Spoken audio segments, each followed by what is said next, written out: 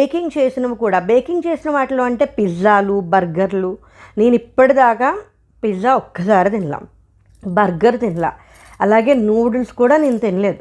Noodles అంటే ఇంట్లో ఎప్పుడన్నా మ్యాగీ చేసుంటే మహా అయితే మ్యాగీ ఇంట్లో చేసుకొని ఒక 3-4 సార్లు తినుంటానంటే, 5వ సారి కూడా తినలా. నేను మామూలుగా ఏదో సందర్భం వచ్చింది కదా అని చెప్పాను. ఇప్పుడు అది అసంబద్ధం. ఇంట్లో చేసుకునే తినాలి, బయట నుంచి చేసుకుని తినకూడదు. అలాగే పాలు కూడా కాచుకున్న పాలే తాగాలి. అందులో కూడా కొంచెం పాలల్లో కూడా రకాలు ఉంటాయి. సాచ్యురేటెడ్ మిల్క్, అన్సాచ్యురేటెడ్ మిల్క్, దాని తర్వాత వెన్న తీసేసిన పాలు, అలా చాలా ఉంటాయి. అలాంటివి కూడా చూసుకుని కొంచెం ఆవు పాలు కానీ గేదె పాలు కానీ without too much of processing జరగనివి కాచుకుని తాగడం మంచిది.